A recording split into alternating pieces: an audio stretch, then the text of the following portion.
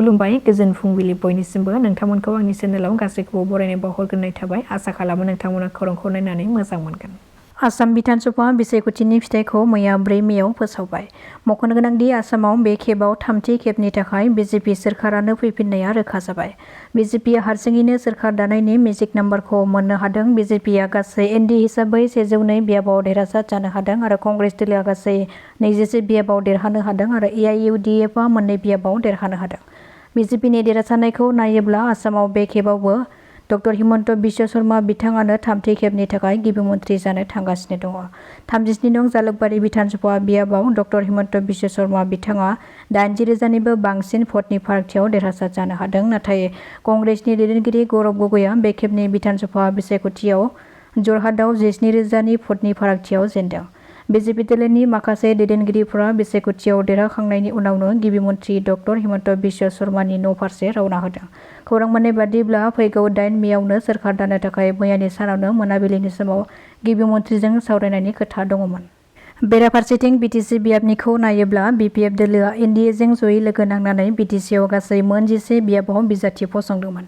बिनिनो 11नि मादाव बिपिएफ दोलोआ गासै 10 बियाबावनो फसंजानाय बिजाथिफोरा देरहासार जानो हाबाय। बिपिएफनि बिजाथि फसंजानायफोरनि गेजेराव 1 नं क'क्राझार बिधानसभा बियाबाव सेउलि महिलारिया इउपिपिएल दोलोनि लरेन्स इस्लारिखौ फेजेननानै देरहानो हादों। 1 नं गसाइगाव बिधानसभा बिसायख'थियाव बिपिएफनि बिजाथि सफाराम बसुमतारिया इउपिपिएलनि बिजाथि अनिन्द बसुमतारिखौ फेजेननानै देरहानो हादों आरो 4 नं बावखुंग्रि बिधानसभा बियाबनिफ्राय रुपम रायआ इउपिपिएलनि बिजाथि प्रतिभा ब्रह्मखौ फेजेननानै देरहानो हादों। 42 नं बाक्सायाव मनेश्वर ब्रह्मआ बेरेखा दोलोनि राकेश ब्रह्मखौ फेजेननानै देरहानो हादों।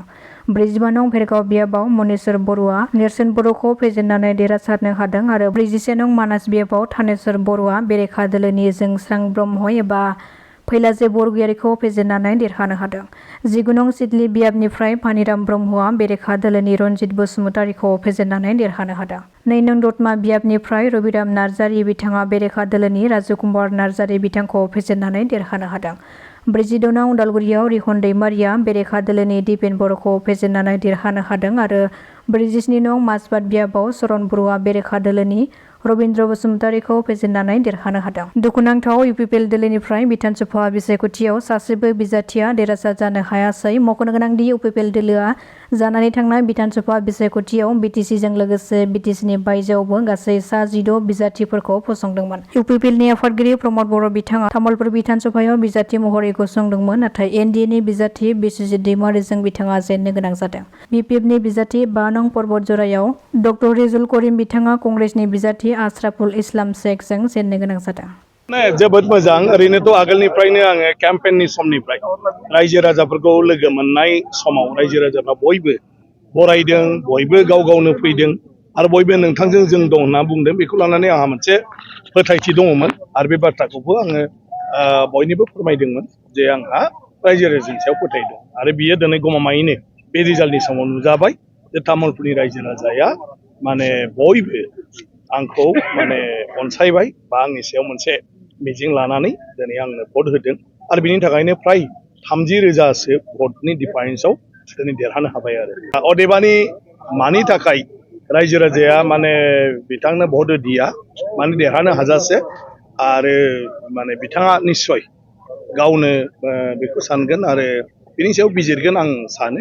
खारन बेयो मोनसे गणतन्त्र हादोर रायजोआ गावनि गोसो बायदि गाव जायखौ माने मोजां मोनो बा जायनि सायाव फोथायथि लाखियो बेनो भट होयो।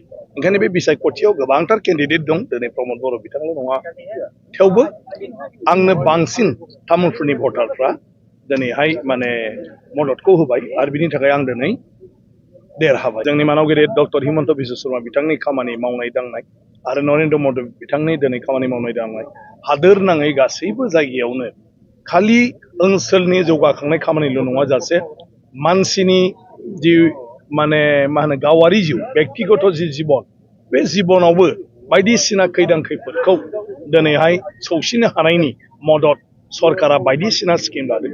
दिनै फरायसाफोरनि थाखाय दानफ्रोमबो कलेजाव फरायनाय फरायसाफोरनो माने हायार सेकेन्डारियाव 1,000 करि आरो नोङो जुदि डिग्रियाव फरायो बेवहाय दिनैहाय 12,500 करि आरो जायफ्रा एमए फरायो एमएससि एमकम फरायो माने बिसोरनो दिनैहाय मा होनो 2500 करि 25,000 रोजा दान मोनफ्रोमबो होनाय थ' बेखौ जायफ्रा मोनदों बिथांमोना निस्सय उपलब्धि खालामो बा गोसो गोरबोजों मोनदाङो।